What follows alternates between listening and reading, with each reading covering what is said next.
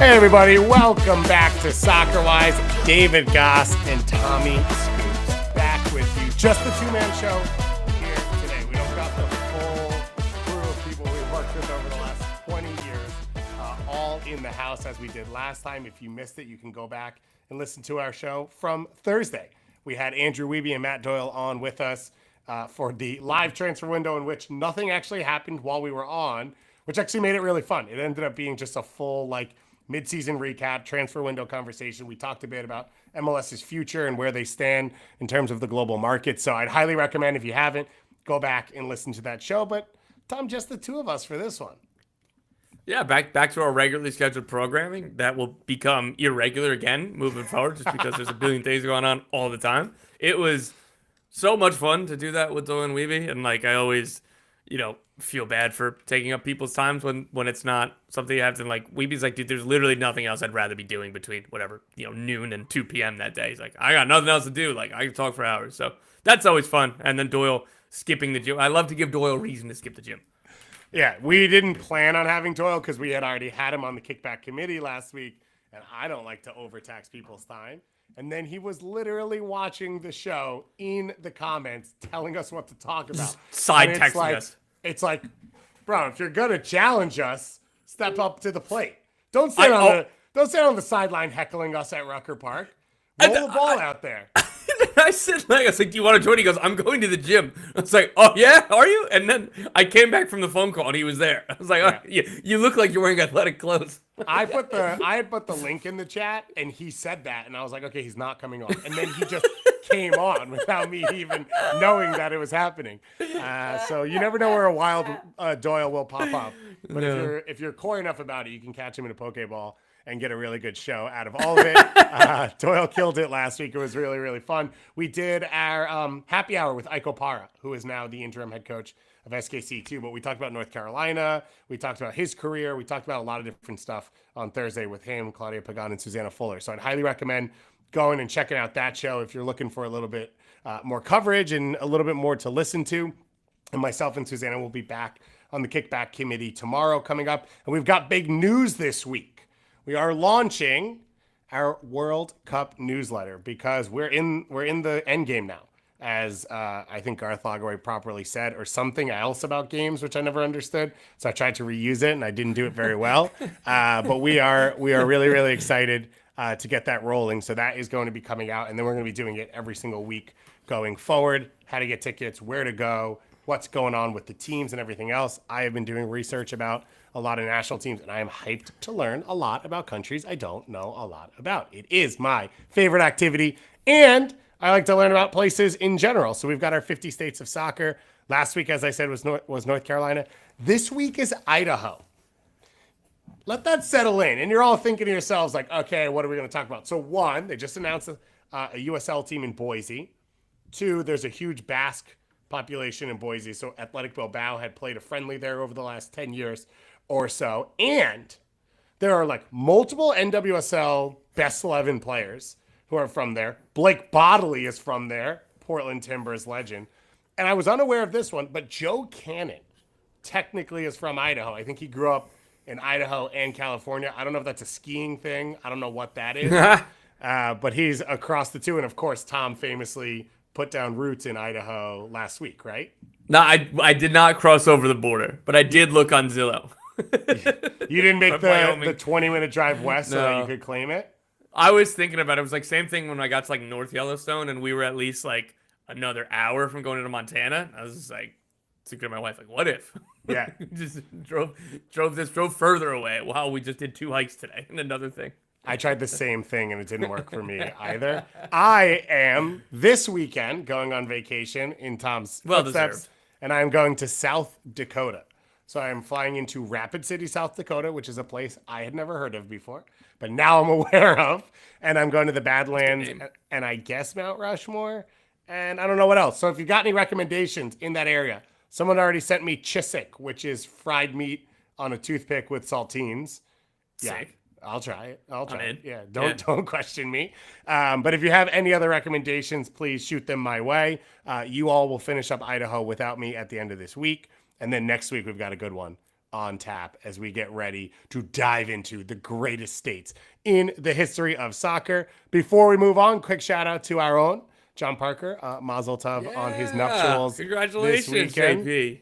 He is part of what is the tallest couple that I have ever met. So congratulations on that. And I will say I was an MVP on the dance floor. So everyone who experienced that, you're welcome in totality.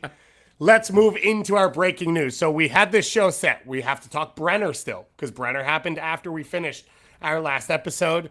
We still have to talk about Minnesota United and what's going on as they added more pieces even after we got off, which pushes us even further into the direction that Doyle's definitely buying his Pereira Minnesota United jersey because he's 100% sure he'll be there for the rest of his career.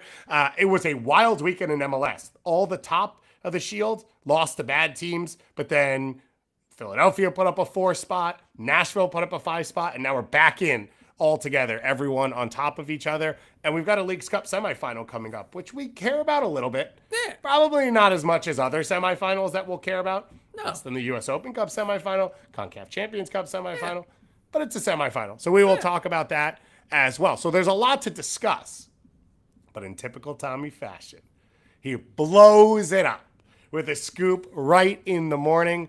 It is the news that St. Louis City SC has moved on from their first ever sporting director, Lutz Pfannenstiel, after what has been a tough season. Tom, you've been all over this, so give us the skinny and then we can chat about it.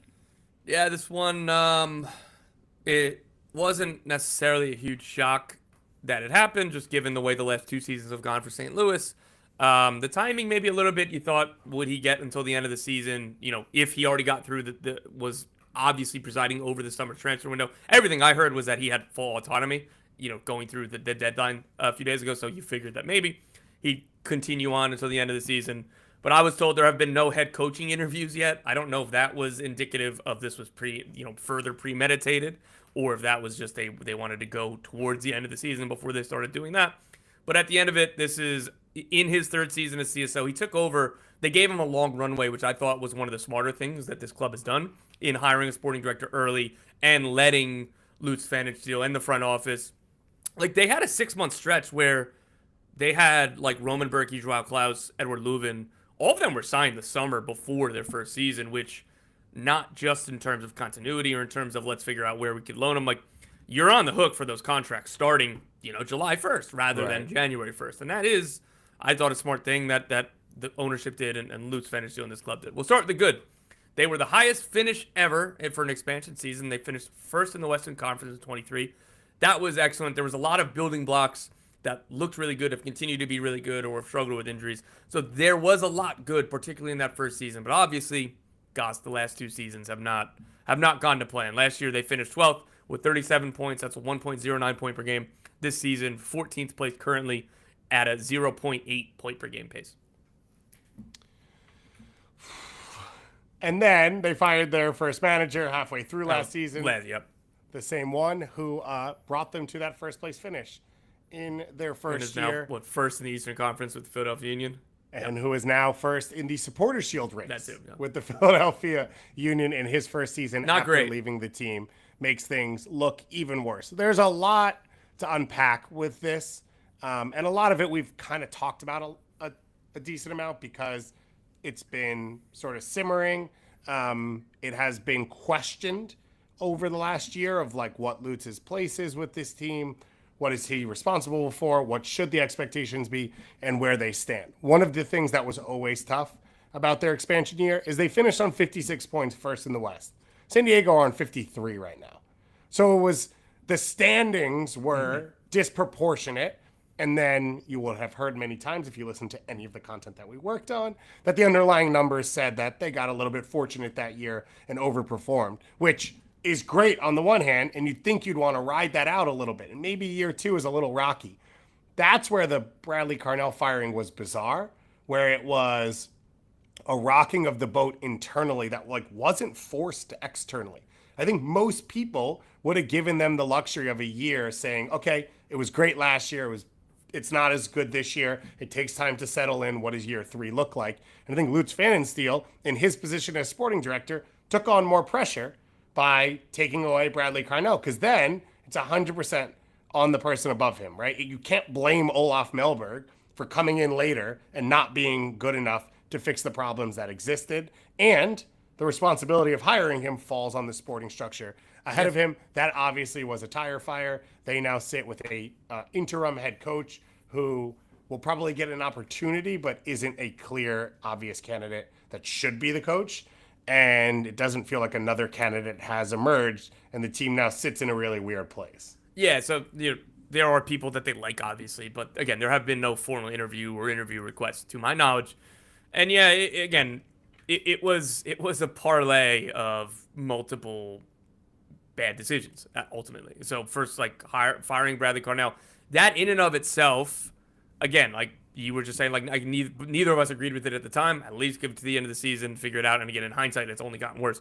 But then, what would this team look like if they kept John Hackworth? I don't know if this is 100% different, but this team is night and day from what they were last year. Yes, they've had injuries this season. They've had a lot of injuries. Edward Leuven has been in and out with both injuries and in his personal situation with his wife. Like, it's that part I do feel bad.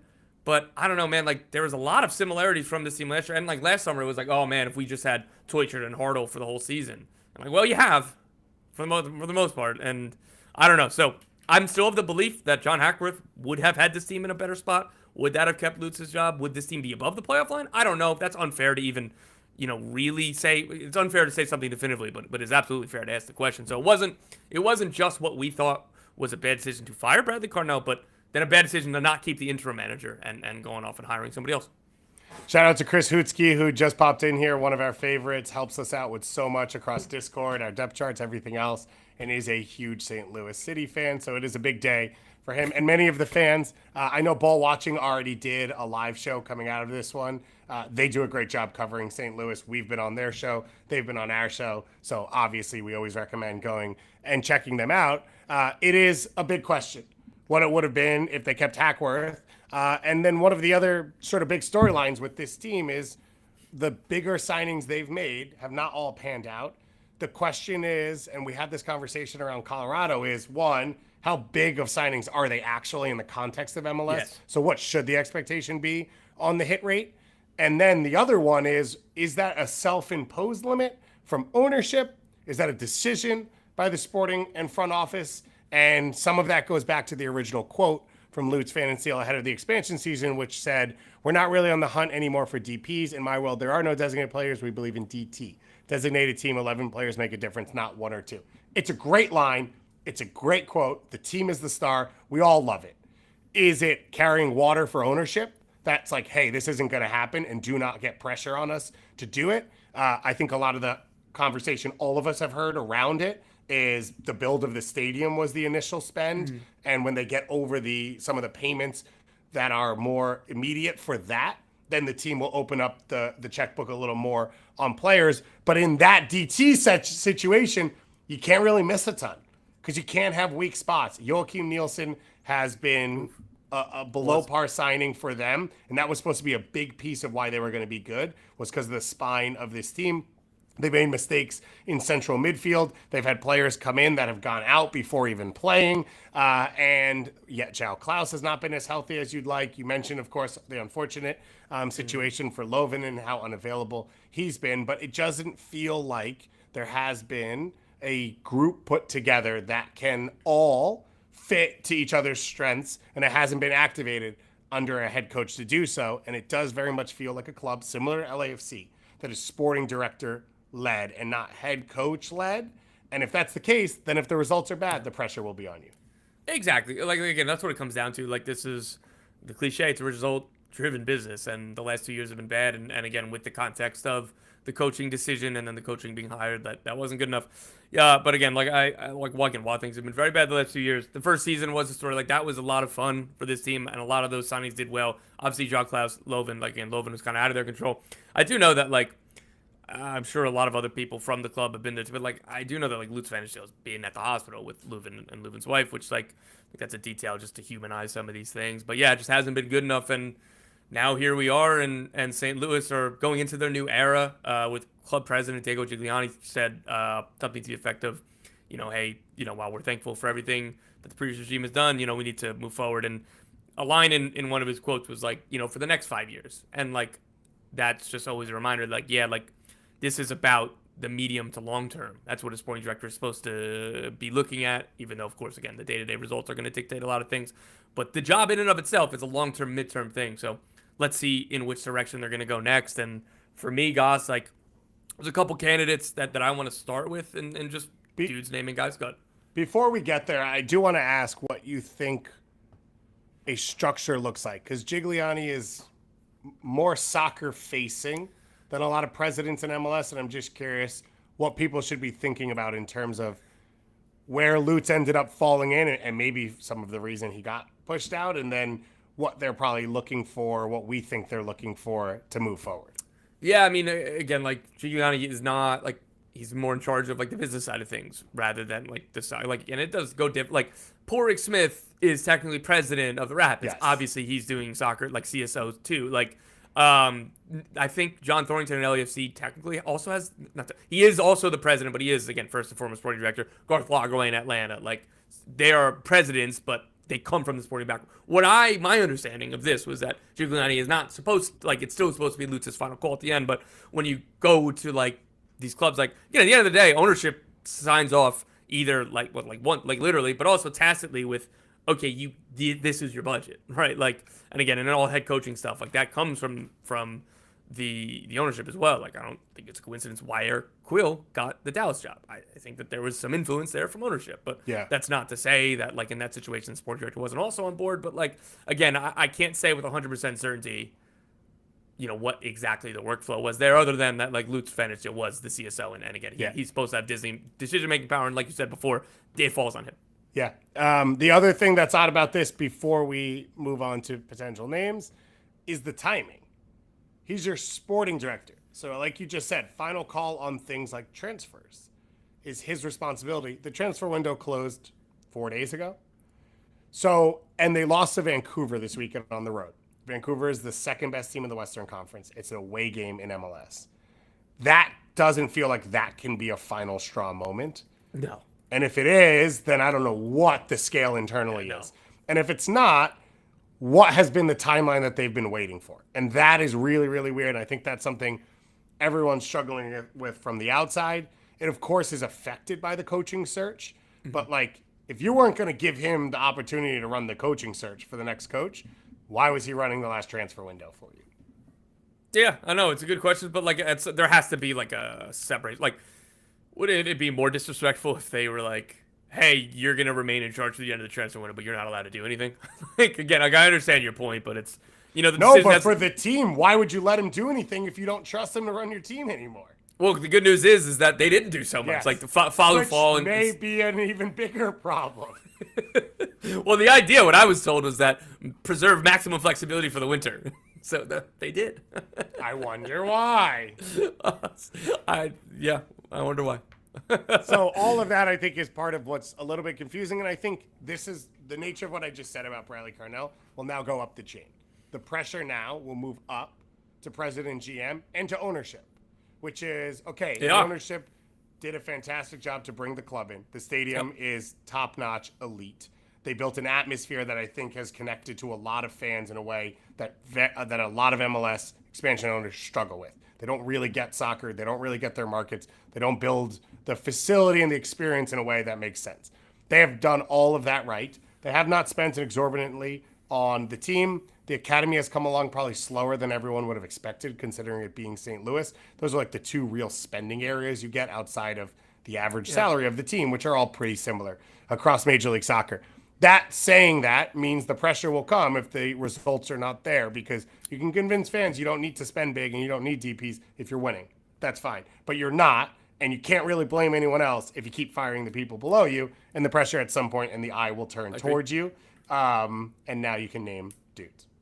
Names, dude. So this, I will preface this by that, like, in years past, it was a lot more obvious. It was like when DC had their opening and some other places where it was like, Isatol, Ricardo Moreira were two of the, like, all right, they're obviously going to be GM soon. And now they both, like, Isa in Columbus and Ricardo in Orlando. So for me, I know that he only moved recently, think Neil McGinnis at LAFC should be the absolute obvious next guy. Like, any team with a CSO opening should be interviewing him because what he did, he was the director of scouting Columbus.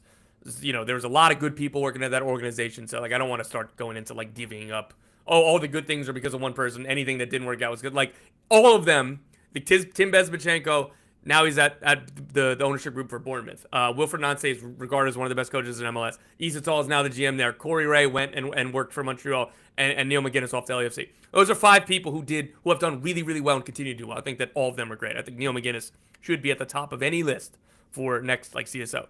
Luis Muzi. So he's not the CSO in Orlando anymore, but he's like special advisor. Like, he still works for Orlando, but these guys, like, what they want to do is be the CSO and pick a team. So, like, could you convince him to leave if you offer the CSO job? Saying, I think yes, but I don't know that for a fact. So Luis Muzi is another one. I think those two, just given their track records, I think those two would stand above just of names that we know for sure. So I'll stop there before going down the list. And if you have any thoughts on Muzi or McGinnis. No, I think they both. I mean, the experience obviously with Muzi is much higher. He's been in the league for a while. He's had this job. This is where I ask the question of, like, okay, what is your president / GM technically looking for? And I wonder if Neil McGinnis is the right fit there, which is like probably slots in cleaner underneath to create more of a cohesive structure. And part of the reason we externally think Neil McGinnis might be interested is John Thornton's not going anywhere. Right. And John Thornton will be the first one to say that. So you're looking at a situation where it's like not awkward to say, hey, I know I just got here, but like I would like to go interview because there's no chance I'm ever moving up into this role, and I think I'm good enough to do it. And as you said, he's been connected to 2 really good clubs. The last person who held his job that left was Will Kuntz. He won an MLS Cup for a Tire Fire club within his first year. And so if that's what St. Louis is looking to copy, Neil McGinnis has a different background, but that's sort of the playbook you're looking to fill. Excellent at player identification. Like, you even go back, like, he was a guy who Celtic signed Virgil van Dijk. Like, that was his purview. And, like, again, there's so many, like Cucho Hernandez. And that guy, even Van Dijk's good. He's like a good one. Proper footballer, mate. So, yeah, like, listen, like, again, I think McGinnis and Muzi would be the two. But to your point, I was helping you with this exercise before we got on, and it used to be like, here are the top number 2s across a lot of these clubs that should get opportunities, or here are the ones who have just gotten fired. Right. Maybe they were weird situations.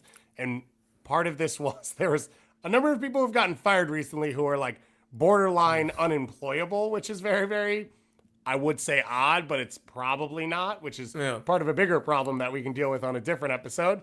And there is a lot of people who have gotten opportunities recently that have been taken from number 2 roles into number 1s. And so in terms of this standard list, it's not as straightforward. What we have seen over the last few years is now you're going to get the people from the Danish leagues and Belgian leagues and coming from Brazil and Argentina. Like, these interview processes are bigger than just who else in MLS is around.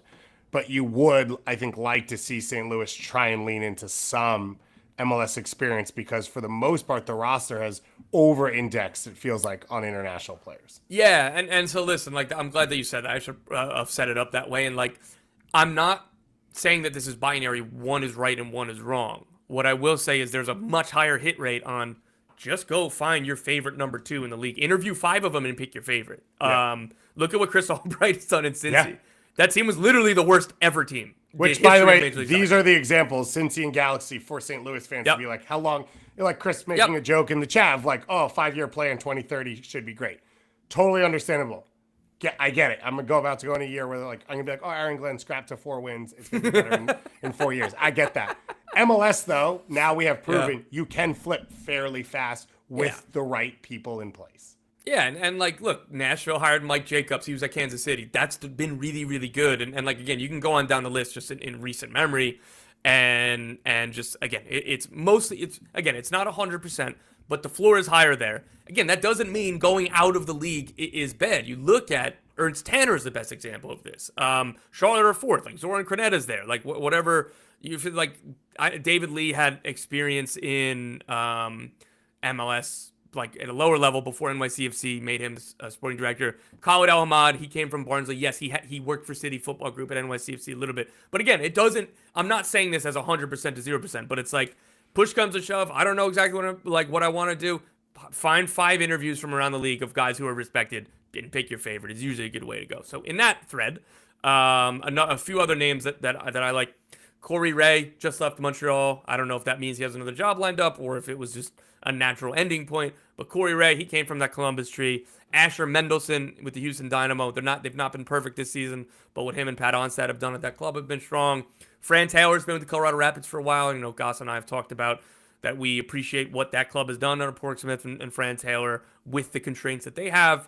Mark Prezant, he was with Miami, and then he went to San Diego, and he's only been an assistant GM there for a year. But, like, look at what, again, Tyler Heaps, the CSO, young CSO. Prezant has been a big part of that, what that team has done. Again, just go to the teams who are good and find your favorite guy. And then, well, team that's not very good right now, but a rising candidate, somebody that I've heard, Chris Tierney in New England, is somebody that people respect.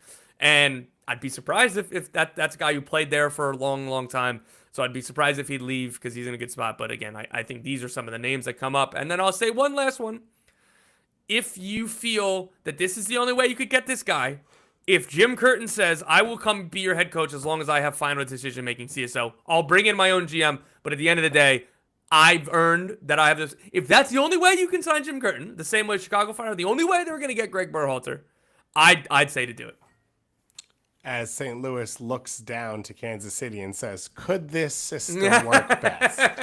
Is this the right way to go about this? Now, I would say... Just don't I think Curtin would hire or help hire more. Like what Berhalter's done, they brought in Mikey Stevens, they brought in Greg Broughton, they already had some other guys. There's a more robust front office there. There was not a robust front office in Kansas City. I just thought of what would happen if they hired Peter Vermees for any of these roles. I was on right before this, the St. Louis radio station I'm on, and guys like, listen, just throw another right name out there, Peter Vermees. Like I was just like, wow, this is like a St. Louis like local show. Like I figured this was, you know, don't touch this one. But like that front, like everything we've said on this show around his dismissal in Kansas City, I think remains. Peter Vermees, the head coach should be upset with Peter Vermees as sporting director. If he says, I will only come if it's CSO sporting director, that's a hard no. And then, even if it's just as a head coach, you do need to have consideration on the fan base. Yeah. But he should, if they could get over that, you know, again, if this was anonymous of like, this isn't your biggest the head coach and the guy who's synonymous with your biggest rival. Again, this all seems unlikely, but just tripping it all the way down of like in a vacuum, should Peter Vermees get interviews for other head coaching jobs in MLS? The answer is absolutely yes. Yeah. Some other names that popped in my Chance Myers, I think could be mentioned because you talked about the work Mike Jacobs has done. And that's a good shout too. And the way they function again, MLS heavy, understanding the rules, understanding the quality of players in the league. Eddie Pope should be thrown out there, I think, running the MLS Next Pro side in Carolina, and so has a little bit of first team executive work. But yeah, there's not like sometimes this happens and we're like, wink, wink, we all know who's getting the job. Like we all know what's happening. Right now we've got in the chat people trying to throw their executives at St. Louis, mainly Austin fans. So I don't know that that's going to work out for everyone involved, but it's going to be fascinating because the timing, there is not a long timeline for this because you need to get the coach done. Whoever you hire has to hire the coach. Yeah, and yes, you need that all in place. So just to like you go back to New England, that ended with Kurt Onalfo, and then not long after it's Caleb Porter. I know for a fact in those interviews, it's okay. What's your plan? Who would you be considering for head coach? So like, yes, you are right, but the candidates going into these meetings are saying, and these are who I like as a potential head coach, or like this is like the parameters. So it won't be like, all right, you're hired, start from scratch. That Caleb Porter thing's gone well, right?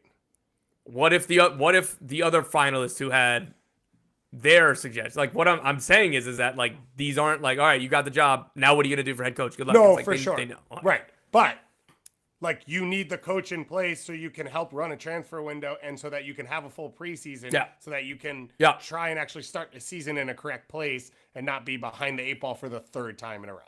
I agree. This needs to happen. This needs to be accelerated. This has to be top priority. They need to do it very quickly and not get in that situation. Gosh, you're completely right. Like, again, even going back to, like, I think Chris Albright took over Cincy at around this time, maybe September or whatever. Right. The point is that they had like 6 regular season games left. Then they came in and said, this is how we want to play. And the interim coach played that way. They went to 2 forwards after that happened.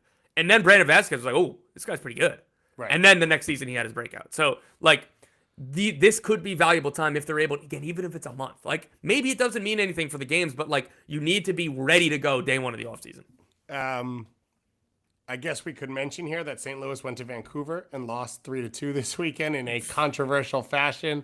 It was Don't use the word controversial if you look at my mentions for daring to say it's controversial and not blasphemous. It's a bad call. It's a bad call. But controversial is the correct way to describe it. It was a stoppage time penalty Woof. against, I think it was Mickey Joyner, right, who was cutting behind Matias Laborda, and Laborda ends up going down. Penalty kick called. I think it was finally taken in the 103rd minute by Thomas Mueller for his first goal that actually stands for Vancouver, which ended up being a 3-2 win. Brian White had a penalty kick in the first half for the Whitecaps, and it was a huge moment because the Whitecaps, on points per game, are second in the league right now and first in the Western Conference. And it was 2 points potentially dropped that ends up becoming 3 points gained for this Whitecaps team. The penalty kick was not called on the field, and then VAR recommended the review to Fotis Bazakis, who went over and, as you said, blew the call. I'm just, that is why this is not how we use VAR. This is not how we use VAR. It's just shocking. Like, the game ends up going into the 115th minute, the 105th minute, the 15th minute of stoppage time, and like they had to overanalyze, and you still can't tell if the player got clipped. These are when I get really frustrated at VAR. Yeah. Like, what are we doing here? Yeah, it was not clear and obvious. And that's where, if it had been called on the field, I would have been fine with leaving it. And if it wasn't, then it should have been left as well. And that kind of is what I think a lot of people are upset about. You end up getting the Whitecaps winner, and it was Mueller against Berkey, which is pretty funny. Class. To end that game on. I think overall, the Whitecaps deserved the result. And I think overall, Mueller has fit in well. And like you see in this game, playing as the 10 with, with Sabi and Nelson alongside him, White ahead of him, Berhalter in that deeper spot, like it fits pretty well. Movement's really good, man. Yeah. It's really good. And this is a result I think Vancouver doesn't get without Ryan Gauld and without Thomas Mueller. If Gauld was in, fine. But so they're now covering this space, and I think he was going to play on June 3rd. Ryan Gauld was going to return. So we there was like they were like, he might be back for the CONCACAF Champions Cup final. I don't know. That was June 1st. So it makes me feel like we will never see him this season, which would be really, really unfortunate. But it does feel like Vancouver is still competitive for the Supporters' Shield. They are competitive alongside a number of other teams, one of them being FC Cincinnati, who we talked for a long time on Thursday with Doyle about how they have been successful and underwhelming and a little confusing so far this season. And then we got off, and Tommy broke it, that Brenner, on his way back to Major League Soccer, it is a loan for the rest of this year with a purchase option after the season. And at a time where we sort of said we thought they did as well as they could in the window in terms of there's not a ton of flexibility. They've added some pieces. They go and add Brenner. Then they add Marchuk after that for a potential wingback replacement for Yedlin, who went in the other direction, but they didn't go for each other. Yeah. It was discussed. But like, it obviously wasn't going to be the same. It was like, these are obviously going to be separate deals, because the Yedlin return was like 300,000 game and change. It was essentially just covering what Cincinnati had already spent to buy down his contract this season. So that opens up a significant amount of room, and getting Marchuk in, I believe he retains the 22 slot with a cash for purchase option. I love that move. I like what they like, Brenner and Marchuk. Like that's an unbelievable deadline day. And Brenner, I believe the purchase option is around $5 million, and like, I don't know, man, they sold him for almost double that, and the player comes back a little bit more mature, a little bit more understanding of, hey, grass isn't always greener everywhere else. There were legitimate teams in Brazil that expressed interest all summer, and Brenner's coming on loan to Cincy, and he's not like he's giving up money to make this work, which I think is hopefully a sign of maturity. It is a sign of his advanced maturity. Like, given the relationships had soured, that had been papered or had been resolved. I was told even before these talks recommenced about him potentially coming back, there was a phone call between Brenner and Cincy's front office of just like, hey, I'm sorry for how I acted, right? Like, and the front office, same to him too, right? Like, it was a genuine thing. And even at that point, like, maybe they thought, hey, maybe one day, but it wasn't like, all right, cool, we're going to try to sign you in the summer now. That was just like a genuine, like, hey, I'm sorry for how that all ended. So that was the first step in a possible reconciliation. And then just the circumstances working out the way they did. And again, getting him on a TAM loan that, you know, hey, hopefully they pick up the purchase option, but they don't have to. It's a no-brainer for me. I would agree. Like, there's only one scenario that I come out of this being like that was a bad move, because again, I thought they were up against it, and to get anything, the scenario is Brenner burned down the house on the way out, and now he comes back in, and if there's a problem off the field again, you can't cry about it. Like, you know what you're getting into. You were the ones who experienced this. If it goes poorly off the field, you're the one who chose to do this again. But in terms of talent they're bringing in that late in the window to add to what they have, I think it's really, really impressive. Can I give you my flag here? Sure. My red flag. I was going to say, what kind of flag? USA? Brazilian flag? No. Yeah. So my red flag on this is, so Brenner at FC Cincinnati, remember, bought ahead of Albright, scored 8 goals his first year, 1 assist, and then once Albright took over and the team changed the way they played, had 18 goals and 6 assists. Sorry, Albright and Noonan took over, 18 goals and 6 assists. One of the keys to his success that second year was he played up top with Vasquez. He played higher than Vasquez. Vasquez had 8 assists, and Lucho Acosta had 13 assists. The year after Brenner leaves, Lucho's goals go from 11 to 19. The assists drop down to 12, not that far off.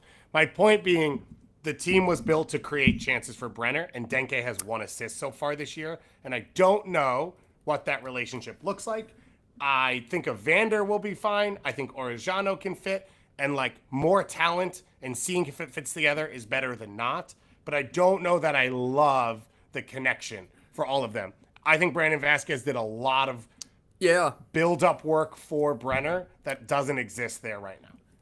I understand, but I would push back and say, well, Brenner had a real big part of why that was such an unselfish and complimentary front three. Like, I'm pulling up the numbers now, but so 2022 was his last full season. He had like 18 goals, 6 assists. Yeah. He was in the 86th percentile of assists among MLS forwards that season. Brandon Vasquez was over the 80th percentile as well. They had similar like expected assist numbers. Like, you're right. Like, Vasquez that was a perfect partnership, because both of them, particularly the running that Brandon Vasquez did in addition to his hold-up play. But there were games where like it was Brenner making the unselfish run or Brenner making the extra pass. Like, again, you're right in saying it's probably a little bit more Brandon Vasquez, but like, Brenner was absolutely a positive part of that. And like, what we've seen from Denke, I think that's a pretty good all-around player, and like maybe different than Vasquez, but like, I think if like Noonan and the coaching staff were like, all right, this is how you have to play off of like another more like true forward, then say some games it'll be Orejano playing as a second forward, some games it'll be Dado Valenzuela, like, hey, these are the movements. Here's a lot of video of Vasquez and Brenner. Let's see what we can do. Yeah. And if Orejano can be healthy and a part of this, and if Marchuk now is your option at right wing back, and if Orejano's playing left wing back, which he doesn't have to, Engel's playing left center back, you've got 3 players in those spaces who are all going to be plus chance creators in the final third for their positions. And that should feed enough of this where right now Cincinnati's struggle is finishing. I mean, you watch the NYCFC game this weekend. If it wasn't Evander turning from 40 and hitting shots, there wasn't really chances. Evander is so good that is dangerous in itself, but they got outplayed by NYCFC at home, who have been on a good run, but that's not supporter shield level stuff. And so they need more support. And like, to be fair too, like Lucho Acosta, like, while he did add even more goals and like he's always been goal dangerous, he's more of a chance creator than a goal scorer. I think Evander can do both for sure, but like, I think we've seen more this year. And again, maybe this is a direction from the coaching staff, or maybe it's just circumstances of like, all right, like, it's a better option if I shoot from this distance rather than something else. But like, Evander's going to need to tweak his game to being more chance creation. Yeah. Than like again the goal. It's been invaluable. He's been great, but it is going to take a tweak, and I think a tweak that he can make that will make the team better if he plays more like Acosta did in 22 than Acosta did in 24. You know what I mean? Phil Bugu in the chat says, crazy that FC Cincinnati would get first round. Hell is real as it stands. The top 8 in the East are chaos. Oh, incredible. They are, what is it called? A wood chipper? A meat grinder? Which one is it? I don't know which one it is. I want you to keep thinking of things that are difficult. I feel like Weeby right now. This is a PowerPoint deck. That's really hard for me. Yeah. It is. It is really a situation where right now where things stand, home field advantage is huge. It's crazy, otherwise, there's no we want this matchup or we don't. There is no matchup that you want. There is none. There's not one. Now, Messi being fully healthy might shift that for some people, but the back line is still a train wreck for this team. Let's dig into some of the results of the weekend around all of that. So you have in the Eastern Conference, as I said, you have Philadelphia have now moved back to the top of the East thanks to their 4-0 win over Chicago. Cincinnati falls at home to NYCFC 1-0, so they drop a spot. Nashville, who it felt like, okay, maybe they're floundering a bit. They're probably behind some of this conversation. They looked at an Orlando team who's in a Leagues Cup semifinal, as well as has pushed into the top 4, and said, do you know how to spell the number 5? Because we're about to drop this on your face. It was Sam Surridge and Hani Mukhtar from the start. Pretty electric overall from this Nashville team. When they're on, they are fun. They're as fun as anyone in MLS. Charlotte ekes out a win over the Red Bulls to close the weekend. And so everything shifts and everyone jumps. Miami, with no Messi and no Alba, end up with a 1-1 draw at DC United with Baltazar Rodriguez. Of course, who else? With the late goal for them to get the 1-1 equalizer. Orlando getting crushed falls to 5. And Columbus lost at home to the New England Revolution to fall into 7th place. NYCFC moving closer to them on 44 points, but only 26 games played. So they have a game in hand on Columbus. Miami has 2 to 3 games on everyone. Columbus has a game on Orlando, Charlotte, who they could jump if they win that game in hand. To tell you that it is chaos across the Eastern Conference, and it's pretty delicious. It's, and it was a bit, I was thinking about this mirroring the Supporter Shield race, both the Shield and the MVP race. Yeah.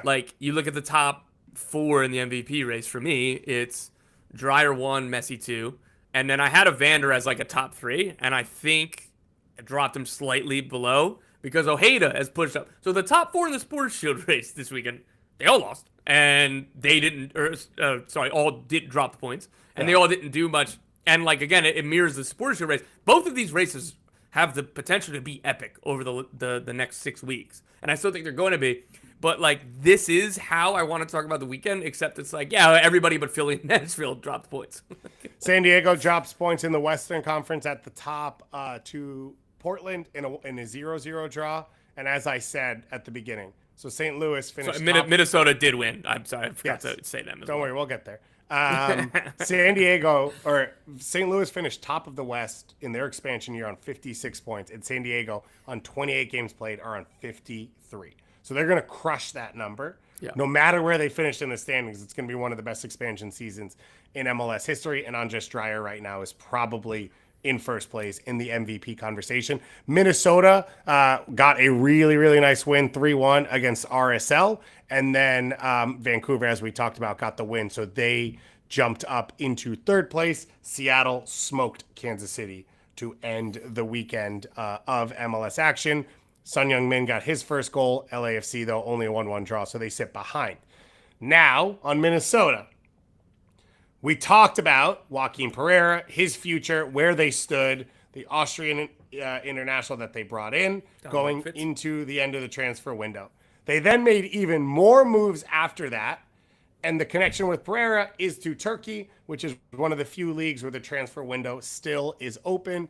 So now you have to tell us, do me and Doyle have to get rid of our Pereira jerseys? He's been told he's not going, but again, if more offers come in, I will say the latest report was working with my good pal Cesar Merlo, Mierda, so no verdad Nice. Not true. But again, that doesn't mean like, dude, if they come up with 10 million bucks or something like that, it's going to be hard to turn down. Yeah. But as of right now, the 8 million bid, not happening. And again, their intention is to keep him, but like I don't like to be conclusive on anything that's open ended here. Like, yeah, like there are other Europe. So just to clean that up a little bit, most European transfer windows are open, but most of them close like September 1st. Turkey's is open an extra week. So this isn't just something to watch over the next week. They could get desperate over the next few weeks. They brought in Alexis Farina on loan from Cerro Porteño in Paraguay, a 20-year-old Paraguay youth international attacking player. They brought in Nectarios Triantis, which is an unreal name, Australian youth international, because every Australian has to play in the U.S. And we're not even talking Archie Goodwin flow right now. He's Greek now. No, he's declared for Greece, like internationally, which is why, like, I had to edit the tweet like 3 different times. So he's Australian youth international, but he's Greek, like, but he hasn't gotten called up yet because there hasn't been a window for him to be called up. So it was all very confusing for this tweeter. Okay, well, he is another midfield option that they've brought in, and then they signed, I believe, a defender from Alajuelense. Is that correct? No, a winger from Alajuelense in Kenyel Michel. So it was an active window for Minnesota, and in saying what me and Doyle are saying, because I'm on this train as well, is they have set themselves up in a way where they could make the move, and your hope would be that as a team gets more desperate, as the window gets closer, the number goes up. And if the number even stays the same or goes up, I would be shocked if they don't take it, because I think they're set up pretty well to be able to continue to contend. The only context around that I don't know is how win now they feel. Do they feel like, okay, but do you feel like it has to be 2025, or is it a year and a half window that you want to take advantage of while Dane St. Clair is here and whatever else? Because if you're fully win now, by the way, then Tenuolo O'Shea still plays for your team. Yeah, I think it had more to do with, like, can't be both, I guess. I mean, again, I don't want this to look silly. If indeed, like, the Turkish offered it, like, but again, as of my information, as of the deadline day for us, like on Thursday, and checking in again about it whenever the newest report came out, was that the player was told they are rejecting the offers. And, like, that's their stance right now. And I will say in terms of the win now, yes, it has more to do with about Eric Ramsey, I think, right? Like, I think... the assumption is he is not long for this one. I'd be surprised if he's here next season. And maybe that's a little too strong because that requires, jobs coming open, probably in the championship or somewhere else in Europe. And you don't know which ones are going to be right now. And you don't know, like, what those situations are going to be like. But he has been interviewed by several clubs in England. Like, this is, Minnesota knew this when they hired him. They're like, the best case scenario is he's going to be awesome here and he's not going to be here for a while. Yeah. And, like, so that's why I'm thinking, like, next year, I don't know. And so that's, for me, like, he's a real driving force between that. Not to say that they can't go and hire somebody else, but, like, you have a really good coach right now, and you have a really good team right now, and the team is in a good spot in what is becoming a better top end of the Western Conference than I thought a few months ago, but still a wide open Western Conference. Let's finish up here with a little bit of Leagues Cup conversation. The semifinals are on Wednesday night.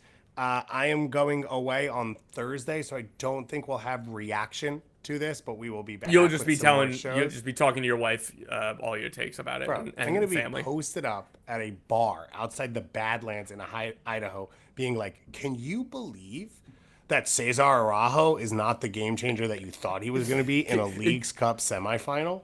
Excuse me, can you put on Leagues Cup wrap up, please? Yeah, thank you. I would actually. Can you guys throw on League MX, because I want to see the teams that lost in Leagues Cup to see how they're dealing with the fallout of not being in a Leagues Cup semifinal. It's obviously what I find fascinating about this matchup, which I've said a couple times, is Orlando and Seattle smoked the Galaxy in Miami 2 weeks ago, and they are both on the road. So in MLS, and we're calling this an MLS game because it's an MLS game, home field advantage is obviously the biggest factor. So Miami and Galaxy are home, but the two teams that are coming in with a clear advantage are the two away teams. And the question is, what do we trust most?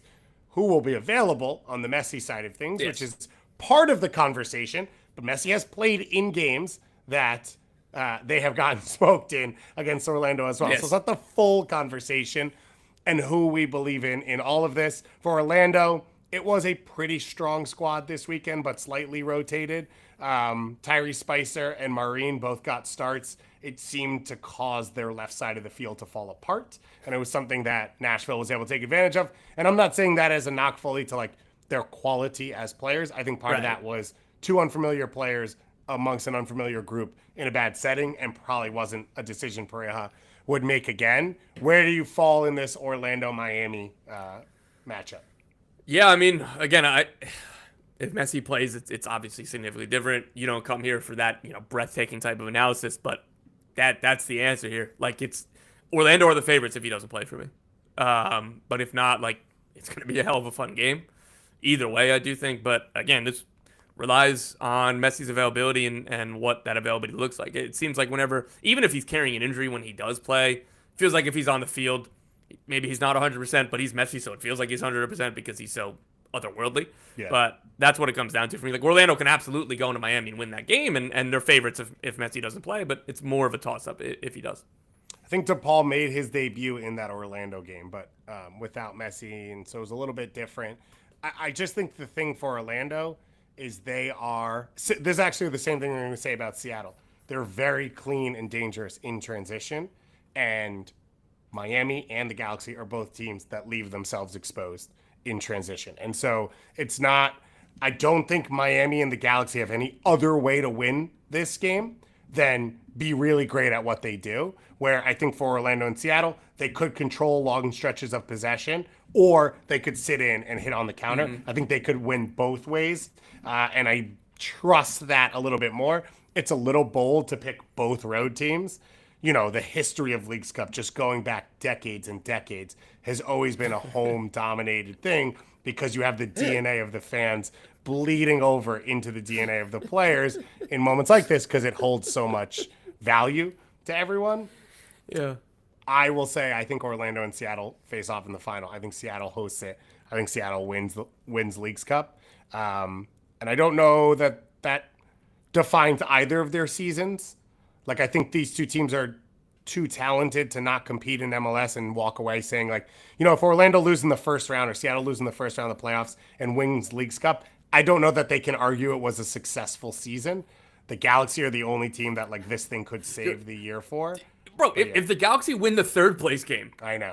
I think it saves their year. Like, to get to CONCACAF Champions Cup. Like, I was speaking to somebody recently who was just like, dude, like, we're dead last, but my God, we need to win one of two games to be in the CONCACAF Champions Cup next year, which is awesome. And there is, I don't even know where I'd find this information. What happens if one of the other three teams, even if the Galaxy lose both games, what happens to that third spot? If, like, again, I don't know the answer to this question, but, like, I think it goes through something else. Play. Yeah. Okay. I think what would happen is Galaxy are out on that front, just in case anybody was curious. So I think what would happen is, let's say Orlando or Miami wins the whole thing and they win the Shield. I think that drops down to the next team in the standings. The Shield spot goes down to that team, and then same with MLS Cup getting pushed off as well. I don't think Leagues Cup has the ability to, like, add more teams in later because of it. You can't change that history. You can't change that history, which is why it has to be like that. Open Cup did, I believe. Like, I think that was a thing for Sporting Kansas City as they were waiting to watch LAFC in MLS playoffs last year when they had an atrocious season, and was hoping that it would save it for them as well. But I do think in general it's a doubleheader on Wednesday, so that's fun. It's just a bunch of soccer randomly, and I think the atmospheres are going to be on point. Like, Miami's going to be bouncing for this game. I would assume if Galaxy fans feel anything anymore, that this is their chance. Anymore. I agree. There's also one more big game of consequence on Wednesday night that you haven't mentioned. PLBFC, Tom Bogart's men's league team, is playing a final on Wednesday night, so I just wanted to let you know. So if I don't do, good thing that we can't do a show on Thursday, because if we lose, God forbid, I probably just wouldn't show up for the show. So I feel like there's a chance if you lose, I wake up on Friday in Idaho and you've just shown up in a car. You've just driven the whole way through 2 straight nights. You're in South, so I'm not even going to be in Idaho. You'll be in South Dakota, and you'll just be like, don't. Oh, you'll meet me there. You'll meet me there. Yeah. Speaking of Idaho, on the way out, as I mentioned, some legendary players. Sofia Huerta, multi-time NWSL Best 11. Emily Sams. No idea. Emily Sams, arguably the best center back in NWSL. Maria Sanchez, who up until a few weeks ago was the most expensive signing in NWSL history.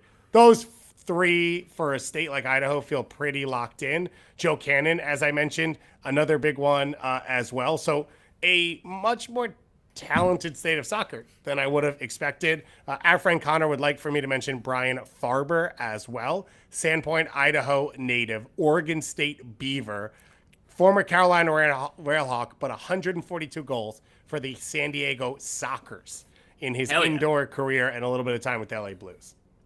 Sweet. I don't have anything else on that player. And on that note, thank you all for being here. Thank you all for listening. If you're going to be watching the Leagues Cup, make sure to subscribe to our Patreon and get you access to our Discord. We're going to be in there talking about those games as well. And of course, any other breaking news as it comes out. Subscribe to the Kickback Committee if you have not yet to check out the latest episode.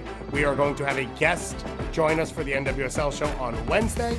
In the meantime, we're going to be talking MLS, USMNT, CANMNT, whatever else, as often as we can going forward, as fall is right around the corner. We are into the stretch run of the season. So thank you all for listening, and we'll talk to you again very, very soon.